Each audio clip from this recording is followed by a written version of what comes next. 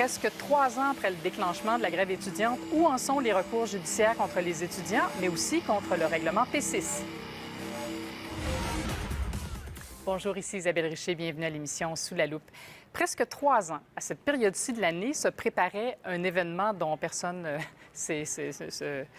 ne se rappelle pas. Là. Je parle évidemment des grèves étudiantes. S'en sont suivies à l'époque des manifestations en tout genre. Hein. Il y avait des manifestations de jour, des manifestations nocturnes, des manifestations thématiques, pacifiques, violentes. Il y a eu énormément d'arrestations, des chefs d'accusation criminels, mais beaucoup d'accusations en vertu d'un règlement municipal P6, tout le monde se souvient de P6, sur les attroupements illégaux. Et la semaine dernière, le DPCP a abandonné les accusations contre 85 personnes environ. Ça s'ajoute à des centaines d'autres qui ont vu les accusations contre eux tomber. Alors, on s'est dit, tiens, il me semble que ce serait le temps de faire le point de part et d'autre, c'est-à-dire qu'est-ce qui reste comme accusation. Est-ce que c'est si difficile que ça à faire tenir devant les tribunaux? On sait qu'on contestait le règlement P6. Alors, on a deux invités qui vont nous parler de ces enjeux. Maître Maxime Laporte, bonjour. Bonjour. Et Cybèle Attaoul, bonjour. Bonjour. Alors, commençons par le plus pointu. Allons ensuite vers le général. Maître Laporte, vous contestez, vous, devant la Cour municipale, si je ne m'abuse, un certain nombre d'articles de ce règlement, pas le règlement au complet. Bien, c'est-à-dire, on s'attaque à l'article qui est probablement au fondement de ce que visait à accomplir ce règlement, c'est-à-dire prévenir les troubles de la paix. C'est l'article 2. L'article 2, c'est l'article sur la base duquel la plupart des gens sont arrêtés dans la rue, le plus typiquement dans le cadre d'arrestations de masse. Oui. Et, bon, pour refaire un peu l'historique du P6, d'abord, c'est pas un règlement qui date d'hier. C'est la version actuelle de l'ancien règlement 3926. 3926 qui a été adopté en 1969 dans un contexte assez particulier de grèves illégales qui ont causé des décès même, il y a eu des vols à main armée. Quand on lit le préambule de 3926, eh bien on remarque que c'était en fait des mesures exceptionnelles qui étaient adoptées à l'époque. Et même à l'époque, le premier ministre canadien de l'époque, Pierre Elliott Trudeau, va encourager, par exemple, les citoyens à contester ce règlement-là devant les tribunaux. Et il y a même le ministre de la Justice, Rémi Paul, Union nationale, qui va même s'exclamer « On ne veut pas de fascisme dans cette province ». Et ce règlement-là, malgré tout, a perduré et on l'a utilisé abondamment pour un peu procéder à des parties de pêche au filet, c'est comme ça que je les appelle, notamment en 2012, lors de la grève étudiante. Et c'est ce règlement en 2012 qu'on a augmenté, là, si on peut dire. On a ajouté des articles à ce règlement. Effectivement, pour, obliger la divulgation de l'itinéraire. Oui. Et aussi, bon, il y a toute la question des masques. Oui, voilà. Pour notre part, pour notre cabinet, Michaud Santoriola, avocat, on s'attaque à l'article 2, ce qui est évidemment pas évident, puisque, on en parle un peu moins que de la question du masque et l'itinéraire, mais ça soulève des enjeux fondamentaux, puisque, évidemment, nous considérons que la liberté de réunion pacifique, la liberté d'expression, se trouve violée. Ces parties de pêche au filet, en fait, on y procède et par la suite, comme on le voit, on retire les charges. Donc, on arrête des centaines de gens pour ensuite de ça dire à ces gens, on n'est plus sûr qu'on avait quelque chose à vous reprocher. En tout cas, on n'est pas capable de le démontrer. Alors, c'est un peu navrant.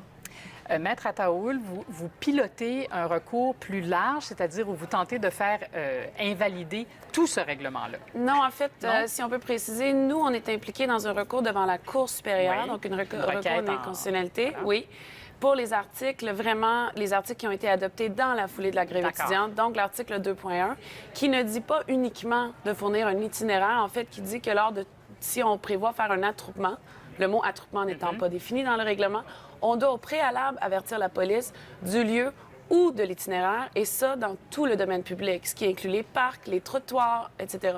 Donc, c'est énorme, c'est vraiment énorme. Tout citoyen devrait, selon la rédaction de ce règlement-là, avertir la police avant de s'attrouper pour quelques motifs.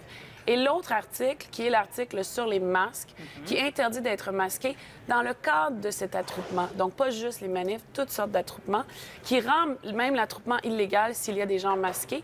Et nous représentons Anarco-Panda dans ces recours-là, évidemment.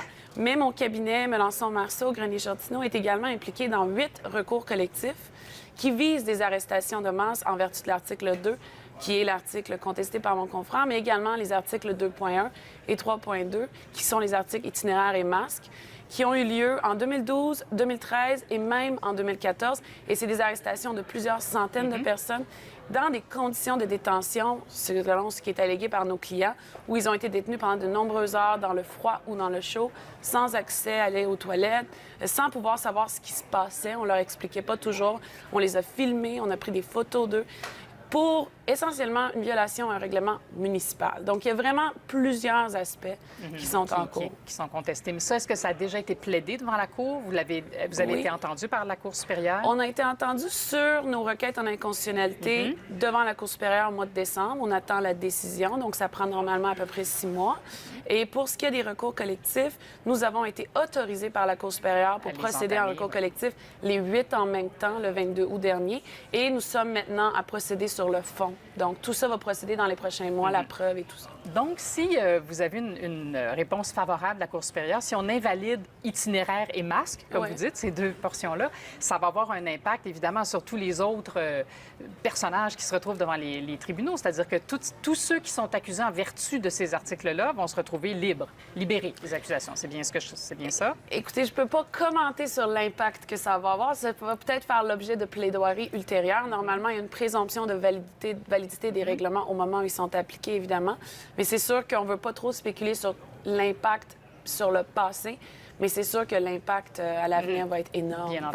Mais aussi pour nous, sur 2.1 et 3.2, ça va être tout simplement un retour au statu quo avant ce qui était dans la grève étudiante, parce que ça a été adopté en même temps que la loi spéciale, qui n'existe plus. Qui n'existe plus. Tout ça est tombé, c'est devenu un peu caduc, là, bien entendu. Absolument. Maître Laporte, bon, vous représentez des individus là, dans certaines causes. On voit que par centaines, on a retiré les accusations. Qu'est-ce que ça laisse entendre? Qu'est-ce que ça envoie comme message? Est-ce que... Comment on doit recevoir ça comme société, comme justiciable aussi?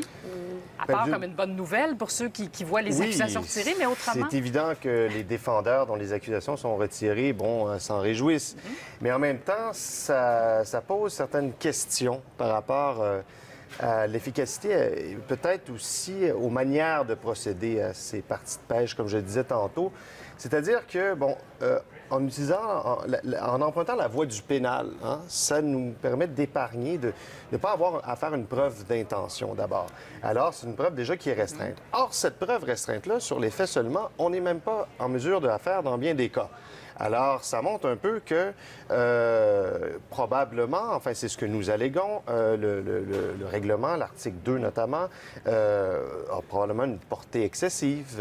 Donc, ça donne une marge d'appréciation beaucoup trop lourde, beaucoup trop importante aux forces policières. Mais depuis le temps que je couvre la justice, j'en ai vu des affaires d'attroupement illégaux qui ont donné lieu à des condamnations. Oui. Alors, c'est donc ça doit se tenir jusqu'à un certain point, cet article-là? Bien, c'est-à-dire que, effectivement, il y a des personnes, qui ça peuvent existe, s'en sortir un avec des attroupement accusations. illégal, là, c'est une vraie situation. C'est ça la question. Nous, on met de l'avant un argument qui nous semble bien important, celui de la liberté de réunion pacifique. Vous savez, la liberté de réunion pacifique, elle est garantie dans la Constitution. On en est fort heureux, là, oui. Et oui, c'est le paragraphe 2C de la Charte des droits et libertés. Et, il s'avère que cet article-là a été très peu examiné.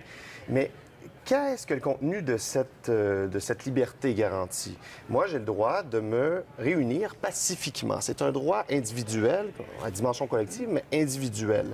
Et, pour être privé de ce droit-là, à quel point je dois avoir, été violent? Là, mais c'est ça, c'est qu'il y avait un contexte de perturbation sociale majeure aussi. Là, le plus souvent, ce sont des tiers, en fait, qu'on dit qu'ils vont faire du trouble. Les troublards. Nous en sommes seulement sur le point que, écoutez, arrêtez les troublards, mais pas les manifestants.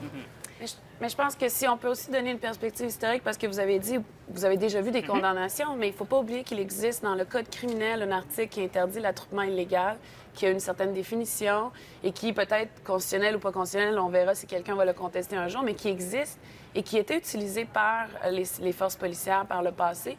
Maintenant, on semble avoir tourné vers ces règlements-là.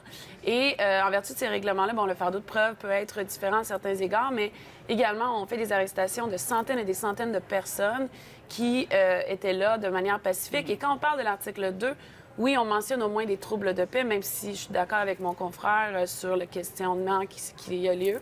Mais quand on parle des articles sur l'itinéraire et le masque, il n'y a même pas de trouble de paix. C'est que quelqu'un n'a pas fourni un itinéraire à la police. C'est ça, et en ce moment, on donne l'étiquette à tous les participants à la manifestation pour ne pas, on ne sait pas si c'est pour ne pas avoir donné l'itinéraire. Alors, il n'y a aucune violence, il n'y a aucun trouble de paix. Et là, c'est pas juste le fait qu'on reçoit un ticket qui est au-dessus de 600 $, mais c'est les conditions de détention. Et ensuite, comme mon confrère est en train de le vivre, les années qu'on passe à tenter de contester. Eh bien, je sens qu'on n'a pas fini de parler de ce sujet-là, même 3 ans plus tard. Maître Cybèle Ataoul, Maître Maxime Laporte, merci infiniment d'être passé sur notre plateau. Beaucoup. Bonne journée. Merci.